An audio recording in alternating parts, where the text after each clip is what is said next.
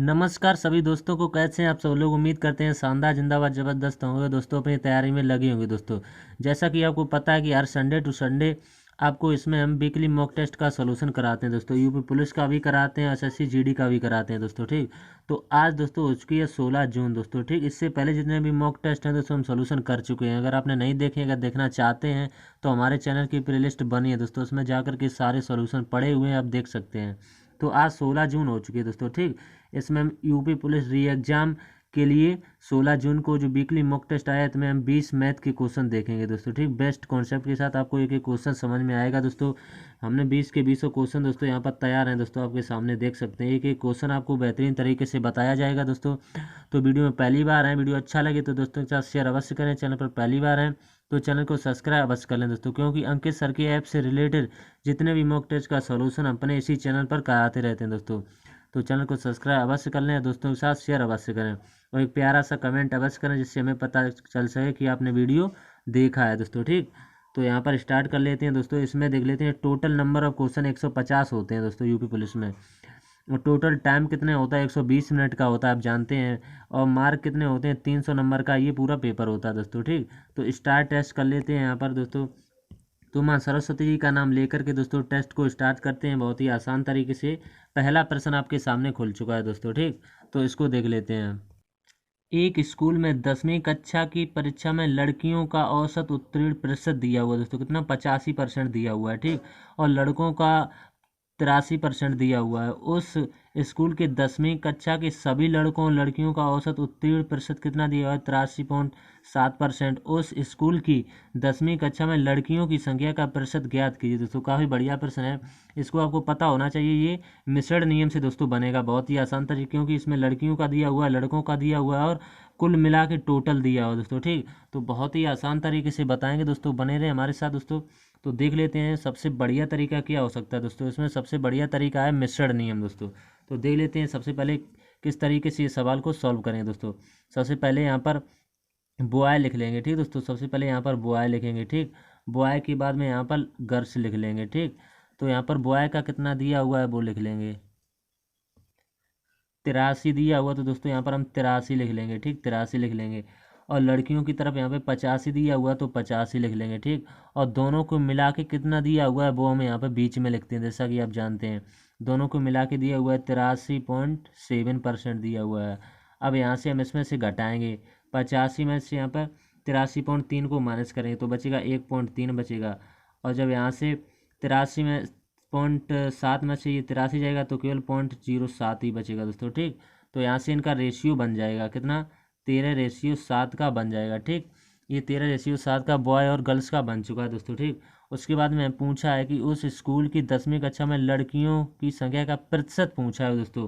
तो लड़कियों की संख्या यहाँ पर 7 है। ठीक, 7। ठीक दोस्तों, और कितने में से टोटल ये कितने हैं, 13 और 7 20 हो जाएंगे, तो टोटल ये 20 हैं। ठीक, और परसेंट में बताने के लिए इंटू 100 कर देंगे। ठीक, इंटू 100, तो 20 पंचे 100 हो जाएंगे। ठीक, 20 पंचे 100, तो 7 पना 35% इसका राइट आंसर होगा दोस्तों। ठीक, उम्मीद करते हैं आपको समझ में आ गया होगा दोस्तों। ठीक, तो 35% का राइट आंसर है दोस्तों। ठीक, तो आप चाहें तो स्क्रीनशॉट ले लें, नहीं तो साथ ही साथ दोस्तों नोट करते चलें। ठीक है, प्रश्न नंबर दूसरा देख लेते हैं इसके बाद।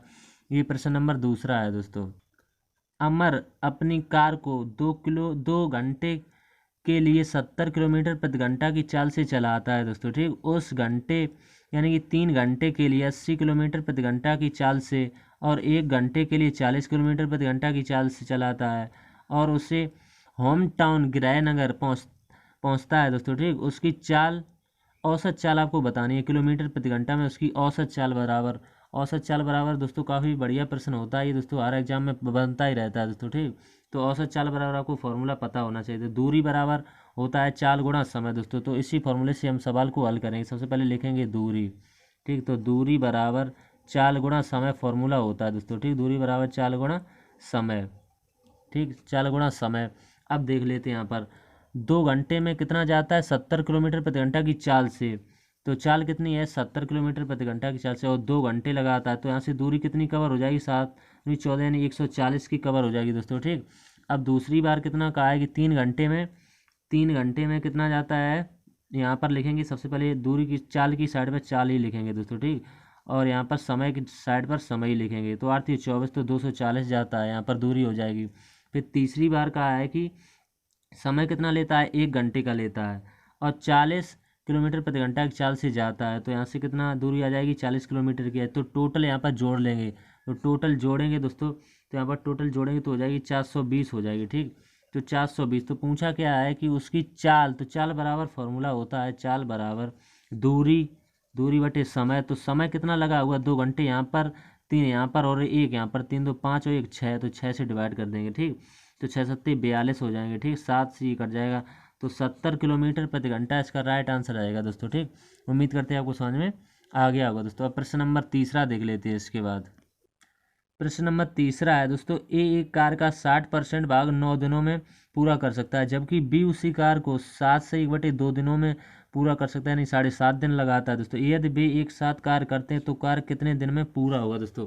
काफ़ी बढ़िया प्रश्न है दोस्तों, देखने में छोटा लग रहा हो दोस्तों, आपको कॉन्सेप्ट पता है तो आप कॉन्सेप्ट को आसानी से सॉल्व कर पाएंगे दोस्तों। ठीक, तो देख लेते हैं। सबसे पहले क्या है कि 60% भाग, तो 60% को आपको लिखना पता होना चाहिए दोस्तों। 60% कितने दिन में करता है, यानी कि परसेंट हटेगा बटे 100 आएगा। ये कितने दिन में करता है, 9 दिन में करता है दोस्तों। ठीक, तो यहाँ से हम निकाल लेंगे, 0 से ये 0 कट जाएगा। ठीक, 3 से काट लेंगे, सबसे पहले 2 से काट के देख रहे हैं, 2 3 6 हो जाएगा। ठीक, और 2 5 10, 3 से इसको काटेंगे, 3 3 9। तो ये जो टाइम लेगा वो कितने दिन लेगा, यानी कि यहाँ से कैंची का गुणा होगा तब से 15 दिन लेगा ये दोस्तों। ठीक, अब पूछा हुआ है कि बी उसी कार को 7.5 दिनों में पूरा कर सकता है और दोनों मिलकर उस कार को कितने दिन में पूरा करेंगे दोस्तों।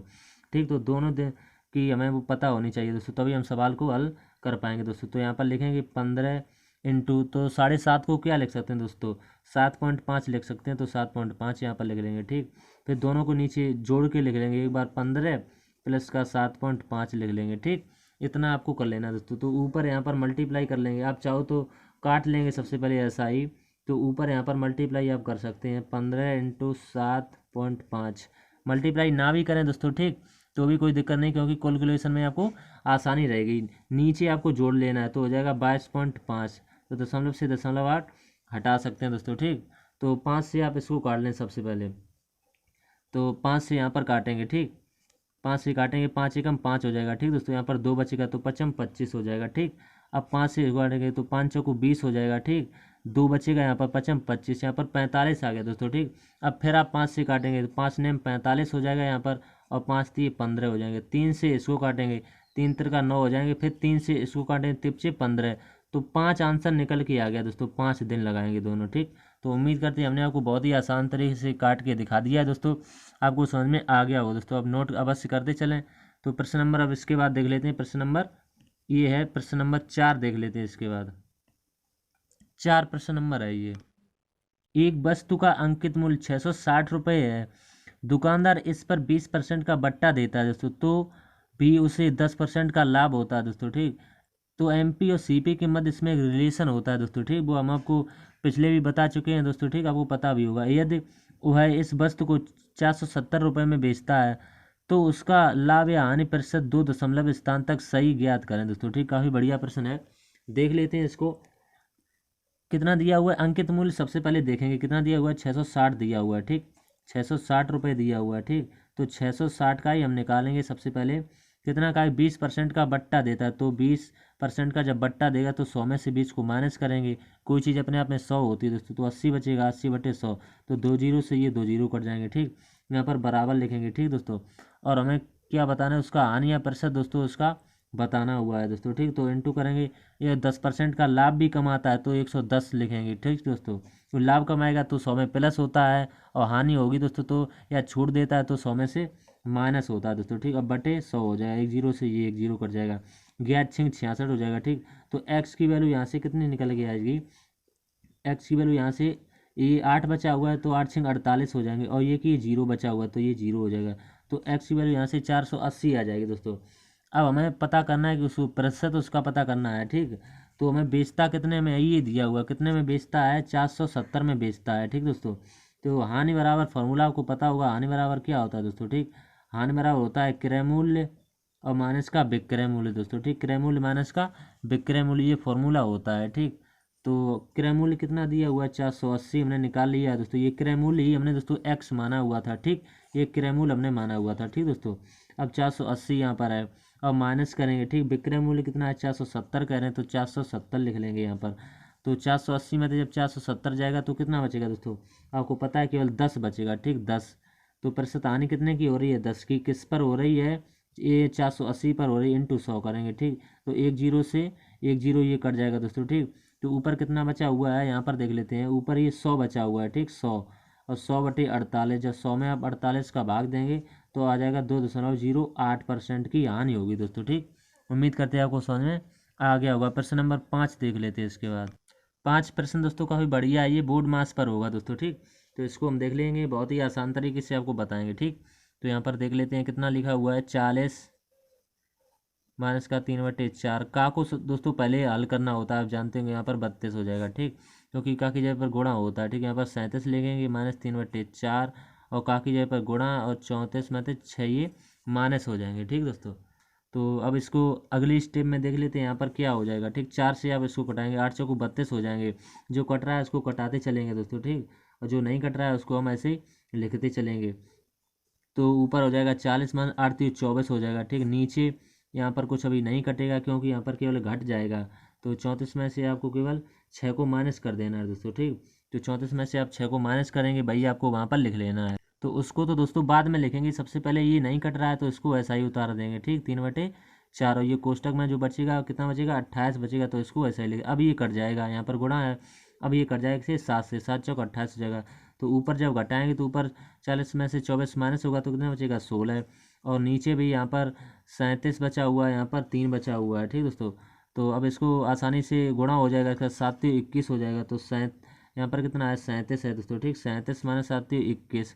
तो 37 में से जब 21 घटेगा तो ऊपर भी 16 होगा, नीचे भी 16 होगा। 16 से 16 ये कट जाएगा तो आंसर 1 आ जाएगा दोस्तों, ठीक। उम्मीद करते हैं आपको समझ में आ गया होगा। प्रश्न नंबर इसके बाद 6 देख लेते हैं।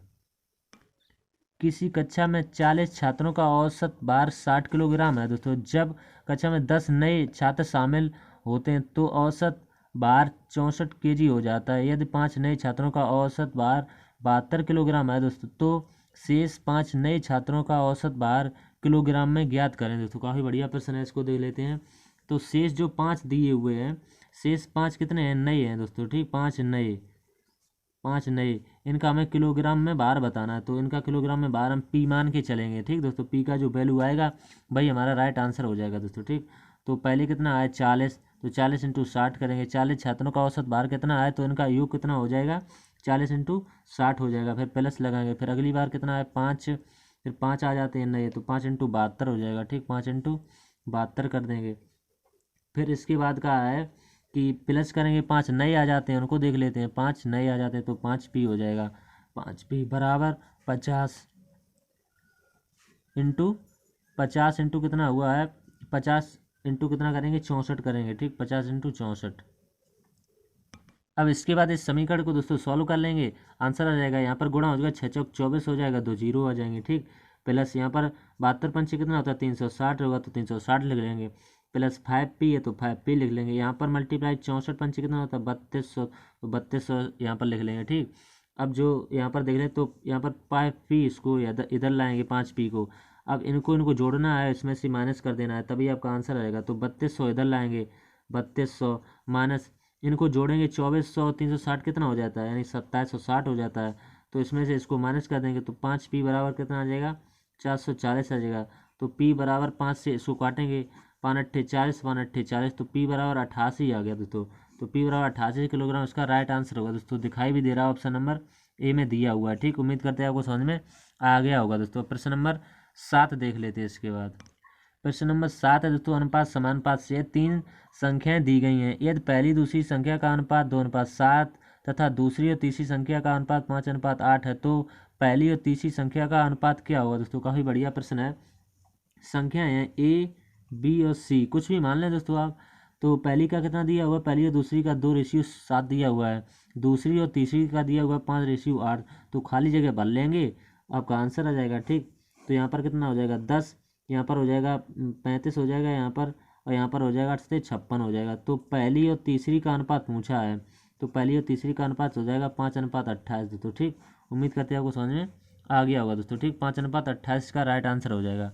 अब प्रश्न नंबर 8 देख लेते हैं इसके बाद।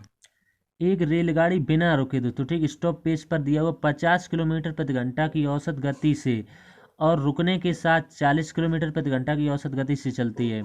रेलगाड़ी औसतन प्रति घंटा कितने मिनट रुकती है दोस्तों। काफ़ी बढ़िया प्रश्न है ये दोस्तों, रुकती और बिना रुकती, बहुत ही बढ़िया प्रश्न होता है। इसमें चालों का अंतर आपको पता होना चाहिए दोस्तों ठीक। फॉर्मूला होता है दोस्तों, हम यहाँ पर लिख देते हैं। ये सवाल अक्सर दोस्तों परीक्षा में बन सकता है, बनता भी है दोस्तों। तो चालों का अंतर लिख लेंगे ठीक, चालों का अंतर और बटे तेज चाल ठीक दोस्तों, तेज चाल। तो यहाँ पर देखने चालों का अंतर करेंगे, 50 माइनस 40 हो जाएगा ठीक, 50 माइनस 40। और तेज चाल कितनी है, 50 है तो 50 लिख लेंगे। ऊपर जब माइनस करेंगे तो बचेगा 10 नीचे, और इंटू 60 और होता है दोस्तों ठीक, इंटू 60 और होता है इसी फॉर्मूले में। और नीचे कितना बचा हुआ है, 50 बचा हुआ, तो 50 ले लेंगे ठीक। अब 0 से 0 कट जाएगा, इंटू 60 होगा तो 60 कर देंगे। तो 12 पंचे 60 होगा, तो 12 इसका राइट आंसर हो जाएगा दोस्तों ठीक, 12 मिनट। उम्मीद करते हैं आपको समझ में आ गया, जो कि ऑप्शन नंबर ए में ही दिखाई दे रहा है दोस्तों ठीक। तो अब प्रश्न नंबर इसके बाद देख लेते हैं, प्रश्न नंबर 9 देख लेते हैं इसके बाद ठीक। 9 काफ़ी बढ़िया प्रश्न है। एक राशि चक्रवृद्धि ब्याज पर 3 वर्षों में स्वयं का 5 गुना हो जाती है। ब्याज का संयोजन वार्षिक किया जाता है, कितने वर्षों में राशि स्वयं का 125 गुना हो जाएगी दोस्तों। काफ़ी बढ़िया प्रश्न है, देख लेते हैं इसको भी, बहुत ही आसान तरीके से बताएंगे हम आपको।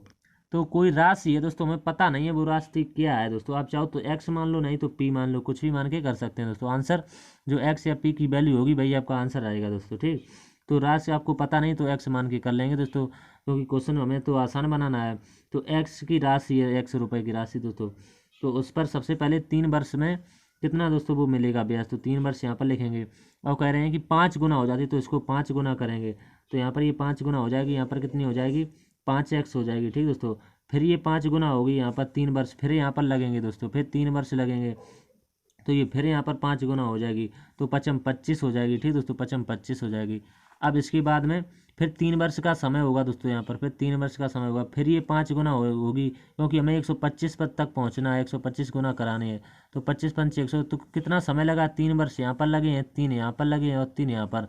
तो कितना लगा हुआ दोस्तों, 9 वर्ष का टाइम लगा हुआ, 9 वर्ष का टाइम लगा हुआ। तो उम्मीद करते हैं आपको समझ में आ गया होगा, 9 वर्ष इसका राइट आंसर होगा दोस्तों। अब प्रश्न नंबर अगला देख लेते हैं इसके बाद 10 प्रश्न नंबर देख लेते हैं। यदि एक वृत्त की परिधि 88 सेंटीमीटर है तो वृत्त का क्षेत्रफल ज्ञात कीजिए। पाई बराबर 22/7 का प्रयोग आपको करना है दोस्तों। तो वृत्त की परिधि का आपको फॉर्मूला पता होना चाहिए। वृत्त की परिधि क्या होती है दोस्तों, 2πr होती है। तो इसी की वैल्यू दी है कितनी, 88 दी है, तो 88 लिख लेंगे। तो 88 बराबर 2 इंटू पाई की वैल्यू 22/7 इंटू आर की वैल्यू यहाँ से हमें पता करनी है, तभी हम क्षेत्रफल को दोस्तों पता कर पाएंगे। जब तक आर नहीं पता होगी यानी त्रिज्या, तब तक आप क्षेत्रफल नहीं निकाल सकते दोस्तों ठीक। तो 2 से इसको कटाएंगे, 44 हो जाएगा। तो 22 दूनी 44, तो 7 दूनी 14, आर की वैल्यू यहाँ से 14 निकल के आ गई है। अब वृत्त का क्षेत्रफल का फॉर्मूला होता है, वृत्त का क्षेत्रफल होता है पाई आर स्क्वायर। तो पाई की वैल्यू 22/7 इंटू आर की वैल्यू कितनी होती है, 14 इंटू 14 हमने निकाल लिया है। तो 7 से इसको कटाएंगे, 7 दूनी 14 हो जाएंगे। तो 22 दूनी 44, 44 इंटू 14 करेंगे तो आपका आंसर आएगा 616 मीटर स्क्वायर दोस्तों ठीक। उम्मीद करते हैं आपको समझ में आ गया होगा दोस्तों। प्रश्न नंबर इसके बाद 11 देख लेते हैं। प्रश्न नंबर 11, ये प्रश्न नंबर है 11 नंबर का। प्रश्न नंबर 11 दोस्तों काफ़ी बढ़िया प्रश्न है दोस्तों, यहाँ पर साफ आपको दिखाई दे रहा हो दोस्तों ठीक। तो अनुभाग ए और एफ के अनुभाग त्रिज्यखंड के केंद्रीय कोण के बीच का अंतर आपको पता करना है, ए और एफ। तो ए ये दिया हुआ है दोस्तों और एफ ये दिया हुआ है दोस्तों। त्रिज्यखंड के केंद्रीय कोण के बीच अंतर आपको पता होना चाहिए दोस्तों। तो देख लेते हैं, एफ के कुल लड़कों की संख्या आपको पता होनी चाहिए और ए के कुल लड़कों की संख्या। तो देख लेते हैं, ये ए के दिए हुए दोस्तों ठीक, ये ए के दिए, ये एफ के दिए हुए दोस्तों ठीक। तो इन्हीं में अब आपको सॉल्व करके सवाल को बताएंगे दोस्तों। तो सबसे पहले हम ए के निकालेंगे, ए के लड़कों की संख्या कितनी है दोस्तों, उसी में हम चर्चा कर लेंगे ठीक दोस्तों। और सवाल में कुछ संख्या तो दी नहीं है दोस्तों ठीक। तो इन्हीं सबका योग करें, इस ये आपस में ये सर्कल 360 का होता है और छात्रों की संख्या यहाँ पर 300 दी है दोस्तों ठीक। 300 छात्रों का प्रतिशत बार बार विवरण निरूपित करता है दोस्तों। इसी 300 के बारे में हम आपको बताएंगे। तो यहाँ पर 300 लिख लेंगे ठीक, 300। और फिर यहाँ पर कितना दिया हुआ है, 20 दिया हुआ, तो यहाँ पर 20 दिया हुआ है। ए के निकालें तो ए की यहाँ पर 20 दी है, बटे 100 करेंगे। तो 2 जीरो से ये 2 जीरो कट जाएंगे ठीक। तो 20 दिया 60 आ जाएगा। यहाँ से ये कितना निकल के आ जाएगा, 60 निकल के आ जाएगा ठीक, ए की 60। अब उसके बाद हमें एफ की निकालनी है, तो एफ की देख लेते हैं। एफ में तो लड़के तो 300 ही हैं दोनों में दोस्तों ठीक। तो इसमें 12 दी है एफ में, तो 12 लिख लेंगे बटे 100 करेंगे, 2 जीरो से ये 2 जीरो कर देंगे, 12 3 36 हो जाएंगे यहाँ पर। ठीक, तो यहाँ पर 60 आ गया, यहाँ पर 36 आ गया, इन्हीं का अंतर करना है, तो 60 माइनस 36 कर देंगे, 60 माइनस 36 तो कितना बचेगा, 24 बचेगा। तो इसी 24 की आपको वैल्यू बतानी है। ठीक, तो 24 बराबर 360 डिग्री होता है ये दोस्तों आपस में। ठीक, ये त्रिज्य कोण, केंद्रीय कोण के बीच का अंतर, तो कोण का मान हमेशा डिग्री में निकालते हैं दोस्तों। ठीक, तो बटे यहाँ पर कितना है, 360 है, ऊपर 360 और 300 में से निकालना है, और इंटू 24% की वैल्यू आपको, तो एक जीरो से एक जीरो कट जाएगा, तो यहाँ से जो आंसर निकल के आ जाएगा, यहाँ पर कितना 10 और यहाँ पर आप 12। ठीक, तो 36 इंटू 12 करेंगे और यहाँ पर बटे 10 हो जाएगा, तो ये जीरो आप काटेंगे तो यहाँ पर एक दशमलव लग जाएगा, तो 36 इंटू 12 आप कर देंगे तो कितना आ जाएगा, 28.8 आपका राइट आंसर निकल के आ जाएगा दोस्तों। ठीक, ये डिग्री में दिया हुआ तो डिग्री लिख लेंगे। अब प्रश्न नंबर 12 देख लेते हैं इसके बाद। ये प्रश्न नंबर 12 है आपके सामने। यदि किसी संख्या में 1/2 जोड़ा जाता है, यानी कि आधा जोड़ दिया जाए और फिर उस योगफल को 3 से गुणा किया जाए तो उत्तर 21 प्राप्त होता है, संख्याएं बताइए। यानी कि संख्या वो आपको बतानी है कौन सी संख्या है। काफ़ी बढ़िया प्रश्न है। तो हमें संख्या नहीं पता है तो हम पी मान लेते हैं, इसके आधे यानी पी में आधा जोड़ा जाता है तो आधा जोड़ देते हैं, फिर उसमें 3 का मल्टी यानी गुणा किया जाता है तो 3 का गुणा भी कर लेंगे, और फिर हमें कितना प्राप्त होता है, 21 प्राप्त होता है दोस्तों। यहाँ से 3 को काट लेंगे, 3 से 3 सत्ते 21, तो 7 यहाँ से आ गया। अब यहाँ पर ऊपर आप हल कर लेंगे, एलसीएम लेना चाहे तो एलसीएम ले, नहीं तो डायरेक्ट भी हल कर सकते हैं। तो यहाँ से 2p आएगा, 2p प्लस का 1 हो जाएगा। ठीक, बराबर अब 7 बचा हुआ और 2 बचा हुआ, इसका मल्टीप्लाई हो जाएगा। ठीक, तो यहाँ पर 2p प्लस का 1 बराबर 14 हो जाएगा, 7 दूनी 14। तो यहाँ पर अब कितना बचा हुआ वो देख लेते हैं सबसे पहले। तो जब एक ये दोस्तों इधर जाएगा तो 75 हो जाएगा। ठीक, तो 2p बराबर 14 में से ये घटेगा, कितना बचेगा, 13। तो p की वैल्यू यहाँ से कितनी निकल के आएगी, 13/2। तो 13/2 को आप क्या लिख सकते हैं, p बराबर 6.5 लिख सकते हैं, यानी कि 6.5। तो यही आपका राइट आंसर होगा दोस्तों, जो कि किस ऑप्शन में दिया हुआ है, ऑप्शन नंबर ए में दिखाई दे रहा होगा। उम्मीद करते हैं आपको समझ में आ गया होगा। तो प्रश्न नंबर 13 देख लेते हैं। ये भी बोर्ड मास पर है दोस्तों, काफ़ी बढ़िया प्रश्न है, एक बन चुका है, दूसरा प्रश्न है ये दोस्तों बोर्ड मास से, तो इसको देख लेते हैं। तो काफ़ी बढ़िया प्रश्न है दोस्तों, इसको बहुत ही आसान तरीके से बताएंगे, आपको काफ़ी कैलकुलेशन हो सकती है दोस्तों इस सवाल में। ठीक, अगर आप थोड़ा सा भी लॉजिक नहीं लगा पाएंगे दोस्तों। ठीक, तो देख लेते हैं यहाँ पर सॉल्व करेंगे। सबसे पहले 13 का 7 में मल्टीप्लाई करेंगे, 13 सत्ते 91 में 4 जोड़ेंगे दोस्तों तो कितना हो जाएगा, 95 हो जाएगा। तो यहाँ पर लिखेंगे 95। ठीक, तो 95/13। ठीक, 13 लिखा हुआ 13, तो भाग लगा हुआ तो भाग लगाएंगे, फिर लिखा हुआ 5/26, तो 5/26 का लिखा हुआ तो यहाँ पर गुणा भी लगा सकते हैं दोस्तों, अभी हम फिलहाल नहीं लगाएंगे, अगला स्टेप सॉल्व करेंगे। तो यहाँ पर हो जाएगा 4 पंचे 20 और 3 23, 23 बटे हो जाएगा 23/5 प्लस का यहाँ पर 7 पंजा 35 और 36 37 हो जाएगा, तो 37/5 हो जाएगा यहाँ पर। तो 5 लेंगे, कोष्टक है तो कोष्टक बंद कर, फिर प्लस लगाएंगे। ठीक, अब इसको इधर साइड में थोड़ा बढ़ा लेते हैं। अब यहाँ पर लिखना है कितना, 7 42 43 बटे हो जाएगा 6, ये कोष्टक लगा हुआ तो कोष्टक माइनस यहाँ पर रह 2 3 6 7/3 हो जाएगा, तो 7/3 लिख लेंगे। ये समीकरण हमारी सॉल्व होती चली जाएगी दोस्तों। ठीक, अब हम यहाँ से सॉल्व करेंगे सवाल को। तो सबसे पहले यहाँ से सॉल्व करेंगे, 95/13 ऐसा ही लिख देंगे, भाग लगा हुआ तो भाग 5/26 है दोस्तों ये। ठीक, 5/26, तो 5/26 ले लेंगे, का लगा हुआ तो का। अब यहाँ पर दोस्तों देखो अंश और हर यहाँ पर दोस्तों देखो यहाँ पर समान है, तो यहाँ पर एलसीएम 5 ही आ जाएगा। ठीक, और 23 और 37 को आपस में जोड़ देना है तो कितना आ जाएगा, 60। तो यहाँ से ये सॉल्व हो चुका है। अब प्लस लगा हुआ तो प्लस लगा देंगे, यहाँ पर एलसीएम इसका कितना आ जाएगा, 6 आ जाएगा। ठीक, तो 43 तो ऐसा ही रहेगा, माइनस 3 दूनी 6, 2 बार जाएगा तो 7 दूनी 14 हो जाएगा यहाँ पर। ठीक, कोष्टक को बंद हो जाएगा। अब स्टेप बाय स्टेप सॉल्व करते चलेंगे। यहाँ पर कितना है, 95, तो 95 लिख लेंगे। ठीक, 95/13 है। अब यहाँ पर भाग लगा हुआ तो भाग लिखेंगे, 5/26। अब इसको बहुत ही आसान तरीके से हम आपको और बताएंगे। तो का की जगह पे गुणा अब लगाएंगे, और 60 कितना है 5, तो 12 पंचे 60, ये 12 से कट जाएगा प्लस। अब यहाँ पर कितना बचा हुआ है, 43 में से 14 घटाएंगे तो 29 बचेगा, तो 29/6 लिख देंगे। अब यहाँ पर जो भाग लगा हुआ है इसको पलटेंगे, तो यहाँ पर है 95/13 इंटू लग जाएगा, जब पलटेंगे ऊपर 26 पहुँच जाएगा, नीचे 5 आ जाएगा। ठीक, इतना सॉल्व होके आ जाएगा, प्लस 29/6, ये तो चलता ही रहेगा दोस्तों। ठीक, अब 13 से ये कट जाएगा, 13 दूनी 26 होते हैं दोस्तों। ठीक, अब ये 19 पना 95, ये 19 से कट जाएगा। तो अब कितना बचा हुआ है, ये यहाँ पर 19 बचा हुआ है और यहाँ पर 29/6 बचा हुआ है, तो 19 बटे यहाँ पर लिख लेंगे 19/6 प्लस का 29/6 लिख लेंगे, ठीक, 29/6। अब इसको आपस में सॉल्व कर लेना है दोस्तों, ठीक। अब इसको जो आपस में सॉल्व करेंगे, अब यहाँ पर कितना था, 12×5 60 था, तो ये पलट जाएगा दोस्तों, यहाँ पर 60 नीचे आ जाएगा, ठीक, 60, तो 2 से इसको कटाएंगे, यहाँ पर कितना आ जाएगा 12, ठीक, 12 है यहाँ पर दोस्तों, तो यहाँ पर 6 आ जाएगा, तभी तो ये 6 चल रहा है बटे में, ठीक। तो अब यहाँ पर जोड़ लेंगे दोनों को, क्योंकि यहाँ पर हर समान है तो नीचे 6 ही आ जाएगा, ऊपर जोड़ेंगे तो हो जाएगा 29 और 19 कितना हो जाएगा 48। अब 6 अट्ठे 48, तो 8 इसका राइट आंसर हो जाएगा दोस्तों, ठीक। उम्मीद करते हैं आपको समझ में आ गया दोस्तों। यहाँ पर थोड़ा आप कैलकुलेशन थी दोस्तों, यहाँ पर आप समझ सकते हैं, हमने यहाँ पर काटा हुआ था, फिर इसको पलट के लिखा हुआ था। अब प्रश्न नंबर इसके बाद है 14। प्रश्न नंबर 14 देख लेते हैं इसके बाद। प्रश्न नंबर यहाँ पर लिखा हुआ है 14। यदि किसी धनराशि पर 6 वर्ष का साधारण ब्याज मूलधन के 30% के बराबर हो तो कितने समय बाद मूलधन के बराबर होगा दोस्तों। काफ़ी बढ़िया प्रश्न है, इसको देख लेते हैं। इसमें मूलधन भी नहीं दिया हुआ, नहीं रुपए दिए नहीं है, तो मूलधन कितना मान के चलना पड़ेगा, आप 100 मान लें दोस्तों, ठीक। तो प्रश्न आसानी से सॉल्व हो जाएगा।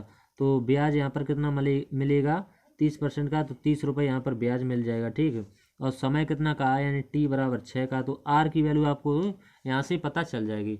तो r यहाँ से हम बहुत ही आसान तरीके से निकाल लेंगे। दर, तो दर बराबर यानी कि कितना ब्याज है, यानी कि 30, तो 30 लिख लेंगे, इंटू 100 करेंगे। और मूलधन कितना माना है 100, इंटू टाइम वो कितना है, यहाँ पर 5 दिया हुआ है, यानी कि 5 दिया हुआ, तो 5 लिख लेंगे, ठीक दोस्तों। तो यहाँ पर 5 लिख लेंगे। अभी 5 के बाद यहाँ पर सबसे पहले टाइम लिखा हुआ, तो 6 लिखेंगे सबसे पहले, तो 100 से 100 कट जाएगा, तो 5 इसका राइट आंसर हो जाएगा। r बराबर 5, 6 पंचे 30, तो r की वैल्यू जो आ गई वो 5 आ गई। अब दूसरी शर्त में दोस्तों इसमें और भी कुछ कहा है, तो उसके बाद में सवाल सॉल्व होगा। तो इसके बाद कहा है दोस्तों कि तो यह कितने समय बाद मूलधन के बराबर हो जाएगी, समय पूछा हुआ है, टी बराबर। तो समय बराबर फॉर्मूला क्या होता है दोस्तों, समय बराबर मूलधन इंटू 100 और बटे साधारण ब्याज इंटू दर, यानी कि r। तो मूलधन यहाँ पर आप जो मूलधन की वैल्यू पता है दोस्तों, उसको यहाँ पर रखेंगे, तभी आप आंसर को निकाल पाएंगे, ठीक दोस्तों। तो यहाँ पर 100 रखना पड़ेगा, फिर यहाँ पर 100 पहले ही से है तो 100 लिखेंगे। 100 साधारण ब्याज भी यहाँ पर 100 दिया हुआ, तो 100 लिख लेंगे, ठीक।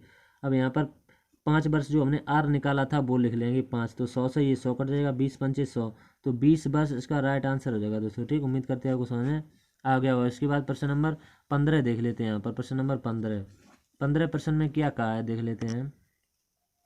ये 15 प्रश्न है दोस्तों। इसमें प्रतिवर्ष ब्याज की औसत राशि क्या है जो कंपनी को इस अवधि के दौरान चुकानी पड़ी है दोस्तों, ये दिया हुआ है। तो देख लेते हैं इसको, बहुत ही आसान तरीके से बताएंगे। प्रश्न तो काफ़ी बढ़िया है। तो इस टेबल में दोस्तों आपको दिखाई दे रहा है ऋण का ब्याज, यहाँ पर ये ऑप्शन आ रहा है, ये दोस्तों दिए हैं 23.5, 30, 40 और 35 और 45, इन्हीं को आपको जोड़ लेना है, ठीक दोस्तों। तो इन्हीं को जोड़ेंगे। सबसे पहले कितना दिया है 23.5 प्लस का 30 प्लस का 40 प्लस का 35 प्लस का 45, ठीक, प्लस का 45, यहाँ पर ये प्लस लगा हुआ है तो प्लस लगा देंगे, ठीक, प्लस का 45। अब इसके बाद जब जोड़ेंगे तो जोड़ के आ जाएगा 173.5 लाख रुपए आ जाएगा दोस्तों, ठीक, क्योंकि ये लाख में दिया हुआ तो हमें लाख में ही आंसर निकालना है, रुपए तो रुपए लिख लेंगे। और कुल समय कितना दिया हुआ है, टाइम दिया हुआ है 5 वर्ष का दिया हुआ, तो 5 बार लिख लेंगे। कुल समय इसमें 5 वर्ष का दिया हुआ दोस्तों, ठीक। अब इसके बाद में ब्याज पूछा हुआ है, तो जो कंपनी को इस अवधि के दौरान चुकानी होगी, ब्याज कितना चुकाना होगा दोस्तों। तो इसमें देख लेंगे कुल ब्याज का फॉर्मूला हमें पता होगा दोस्तों, कुल ब्याज और कुल समय, तभी हम उसका औसत ब्याज बता पाएंगे दोस्तों, ठीक। और कुल समय, तो यहाँ पर समय लिख लेंगे। तो यहाँ पर कुल ब्याज हमने कितना निकाला है 173.5 निकाला हुआ, समय कितना है 5 दिया हो, तो 5 से इसको डिवाइड कर देंगे। यहाँ पर दशमलव से दशमलव जीरो बढ़ जाएगा ऊपर, तो 5 से इसको काटेंगे तो आ जाएगा 34.7 लाख। 34.7 लाख इसका राइट आंसर हो जाएगा दोस्तों, ठीक। उम्मीद करते हैं आपको समझ में आ गया होगा। प्रश्न नंबर 16 देख लेते हैं इसके बाद। ये प्रश्न नंबर 16 काफ़ी बढ़िया प्रश्न है। दिए गए आरेख का अध्ययन करें और प्रश्न का उत्तर दें दोस्तों, ठीक। 2014 और 2017 में हुए कुल निर्यात और 2015 और 18 में हुए कुल आयात का अनुपात आपको बताना है दोस्तों। प्रश्न तो काफ़ी सरल है, देख लेते हैं इसको भी। तो इसमें दोस्तों 2014 व 2017 में कुल निर्यात देख लेते हैं सबसे पहले। तो इसमें कितना दिया हुआ है, 2014 में दिया हुआ है 300 दिया हुआ, ठीक, आप टेबल में देख लेंगे दोस्तों। और प्लस का यहाँ पर करेंगे 420 दिया हुआ है 2017 में, इन सबका योग कर लेंगे तो आ जाएगा 720 दिया हुआ है, ठीक। अब हम करेंगे इसके बाद हमने कितना किया, 2014 का किया है, बाद 2017 का किया है, तो यहाँ पर लिख लेंगे 2017। अब इसके बाद जो हमने किया है 2015 का करेंगे और बाद 2018 का करेंगे, जैसा कि कहा गया है उसमें। तो इसमें कुल आयात देख लेते हैं, इसमें कुल आयात, ठीक, इसमें कुल आयात हम निकालेंगे। इसमें हमने निकाला है निर्यात, तो उसी की टेबल में आपको देख के बताना है दोस्तों, ठीक। तो यहाँ पर कुल निर्यात कितना दिया हुआ है 2015 और 2018 में देखेंगे, तो 2015 में दिया हुआ 390 दिया हुआ है, प्लस 2018 में दिया हुआ 450 दिया हुआ है, तो दोनों को जोड़ लेंगे। तो दोनों को जोड़ लेंगे तो हो जाएगा 400 यानी कि 800 आ जाएगा दोस्तों, ठीक, 840 आ जाएगा, ठीक। अब इन्हीं का हमें रेशियो पूछा हुआ है, तो इन्हीं का हम रेशियो बता देंगे।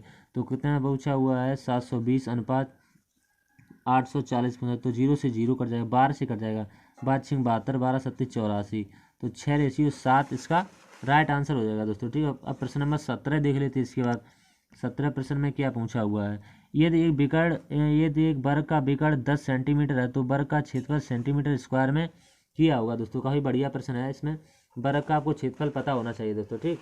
तो वर्ग का क्षेत्रफल कितना होता है यहाँ पर लिख देते हैं हम, वर्ग का क्षेत्रफल। वैसे तो भुजा स्क्वायर होता है दोस्तों, इसमें विकर्ण दिया हुआ तो इसमें विकर्ण का स्क्वायर कर देंगे।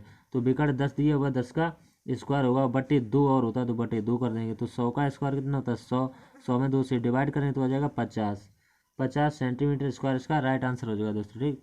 अब प्रश्न नंबर इसके बाद देख लेते हैं 18 प्रश्न में क्या पूछा हुआ है वो देख लेते हैं। प्रश्न नंबर 18, 3 संख्याओं का अनुपात दिया हुआ 1/4, 1/5, 1/3 है। सबसे बड़ी और सबसे छोटी संख्या के बीच अंतर 800 दिया हुआ है। तीनों संख्याओं का योग आपको बताना है दोस्तों। तो ये संख्या देख लेते हैं, 1/4 दिया हुआ है, 1/5 दिया हुआ है और 1/3 दिया हुआ है। ये रेशियो में दिया हुआ है दोस्तों, ये कोई बातें संख्या नहीं है। इनका आप एलसीएम ले लेते हैं सबसे पहले। तो इन सब का एलसीएम कितना आ जाएगा दोस्तों, 60, तो 60 का यहाँ पर मल्टीप्लाई कर देंगे, ठीक। तो आसानी रहेगी, ठीक। आप भाग देंगे फिर उसमें दोबारा से भाग देंगे तो काफ़ी लंबा हो जाएगा।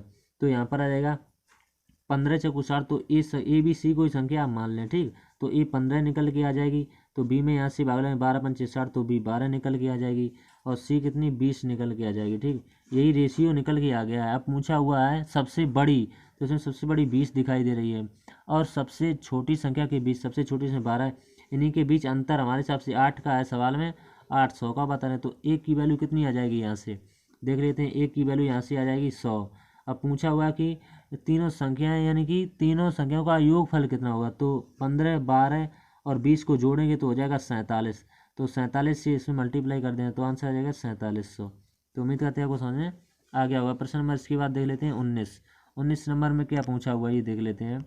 प्रश्न नंबर 19 दिया हुआ, उस सबसे छोटी संख्या के अंकों का योग क्या है जिसे 21, 28, 30 और 35 से विभाजित करने पर प्रत्येक मामले में समान शेष 10 प्राप्त होता है, लेकिन 17 से विभाज्य है वो संख्या आपको बतानी है जो 17 से विभाज्य है और शेष समान शेष 10 प्राप्त होता है। तो इसको देख लेते हैं, प्रश्न नंबर 19 है, ठीक। तो इसमें संख्याएं कितनी दी हैं वो देख लेते हैं। सबसे पहले दिया हुआ है कि 21 दी हुआ है, 28 दी हुई है और 30 दी हुई है और 35 दी है। तो इनका आपको करना क्या है, इनका एलसीएम निकाल लेना है, एलसीएम। तो इन सबका एलसीएम कितना होता है, 420 होता है, तो 420 यहाँ पर लिख लेंगे, ठीक। 420 आप सवाल को नोट भी करते चलें दोस्तों, ठीक। काफ़ी बढ़िया प्रश्न है इस मॉक टेस्ट के। तो अब यहाँ पर आपको जो 420 संख्या है, ठीक, तो हमें विभाजित करानी है किससे, 17 से विभाजित करानी है, ठीक। और उसमें 17 से विभाजित करानी है तो यहाँ पर एक्स मानेंगे, उस संख्या को देखेंगे उसमें क्या जोड़ना पड़ेगा और क्या घटाना पड़ेगा, ठीक। और प्लस का कितना करेंगे 10, क्योंकि कह रहे हैं कि शेष 10 प्राप्त होता है, तो देख लेते हैं 10 प्राप्त होता है, इसको भी इसमें जोड़ देंगे और 17 से डिवाइड करके देखेंगे। तो एक्स की वैल्यू आप 1, 2, 3 कुछ भी रख के देखेंगे दोस्तों, ठीक। तो 1 रख के देखेंगे कुछ भी नहीं फर्क पड़ेगा, 2 रख के देखेंगे। सबसे पहले यहाँ पर एक्स की वैल्यू 2 रखेंगे देखेंगे तो यहाँ पर कितना हो जाएगा 420 × 2 करेंगे प्लस का 10 और बटे यहाँ पर कितना हो जाएगा 17 हो जाएगा, ठीक है। तो 42 दूनी कितना होता है 84, तो यहाँ पर 84 लिख लेंगे, एक जीरो तो एक जीरो प्लस का 10 करेंगे, ठीक, बटे 17। तो 84 में एक जोड़ेंगे हो जाएगा 85 और एक जीरो बटे 17। तो 17 से ये पूरा पूरा कट जाएगा, 17 में 85 तो 50 आ जाएगा। लेकिन संख्या वो है 8 प्लस का 5 प्लस का 0, इसी के अंकों का योग पूछा हुआ है। तो 8, 5, 13, तो जो 13 है ये इसका राइट आंसर हो जाएगा दोस्तों, ठीक। उम्मीद करते हैं आपको समझ में आ गया होगा। उसके बाद प्रश्न नंबर लास्ट है दोस्तों, प्रश्न नंबर 20 देख लेते हैं। इसके बाद ये प्रश्न नंबर 20 है, किसी वस्तु का विक्रय मूल्य ज्ञात करें यदि इसके 25,500 रुपये के अंकित मूल्य पर 15% दिया हुआ है, 12% की दो क्रमांक छूट दिए गए हैं दोस्तों। ठीक, तो दो क्रमांक छूट दिए, इसको देख लेते हैं। तो रुपये कितने दिए हुए हैं दोस्तों यहाँ पर 25,500। ठीक, 25,500। तो पहली छूट कितने की है, यानी 15%, तो 85/100 हो जाएगा। ठीक, दूसरी कितनी है 12%, तो यहाँ पर 88/100 हो जाएगा। ठीक, तो 2 जीरो से ये 2 जीरो कट जाएंगे, तो यहाँ पर आप काट लें, यहाँ पर 44 आएगा, यहाँ पर 50 आएगा, फिर यहाँ पर काटेंगे तो यहाँ पर 22 आ जाएगा, यहाँ पर 25 आ जाएगा। तो अब यहाँ पर 25 से इसको काटेंगे सबसे पहले, तो 25 से इसको काटेंगे, यहाँ पर 51 बार कट जाएगा दोस्तों। ठीक, तो 51 बचेगा। ठीक, 51 इंटू 17 बचेगा, इंटू 22 बचेगा, ये 17×50 ही होते हैं दोस्तों। ठीक, अब 51, 17 और 12 बचा हुआ, इन्हीं का मल्टीप्लाई करके आपका आंसर आ जाएगा 19,074। यही आपका राइट आंसर होगा, जो कि ऑप्शन नंबर बी में दिखाई दे रहा है आपको। ठीक, उम्मीद करते हैं हमने आपको 20 क्वेश्चन बता दिए दोस्तों, आपको समझ में आ गए होंगे। ठीक है, तो इसके बाद दोस्तों जो एसएससी जीडी का मॉक टेस्ट आएगा 16 जून दोस्तों, इसी वीडियो के तुरंत बाद आपको इसी का सलूशन देखने को मिलेगा दोस्तों। तो चैनल पर पहली बार है तो चैनल को सब्सक्राइब अवश्य कर लें दोस्तों, और दोस्तों के साथ शेयर अवश्य करें अगर वीडियो आपको अच्छा लगे दोस्तों। ठीक, तो इसके तुरंत बाद आपको एसएससी जीडी वाले बच्चों के लिए ये वीडियो आपको देखने को मिलेगी दोस्तों। ठीक, पहले हमने यूपी पुलिस वाला करा दिया है दोस्तों। ठीक, इसके हमने 20 के 20 क्वेश्चन आपको बता दिए हैं, यहाँ पर देख लेते हैं। अब इसके बाद एसएससी जीडी 2024 और 25 वाले बच्चों के लिए मॉक टेस्ट आएगा, जो कि 16 जून आ जाए दोस्तों। ठीक, संडे है। ठीक, तो दोस्तों यहीं तक रखते हैं आज, अगली वीडियो एसएससी जीडी के लिए आएगी दोस्तों, तब तक के लिए धन्यवाद दोस्तों।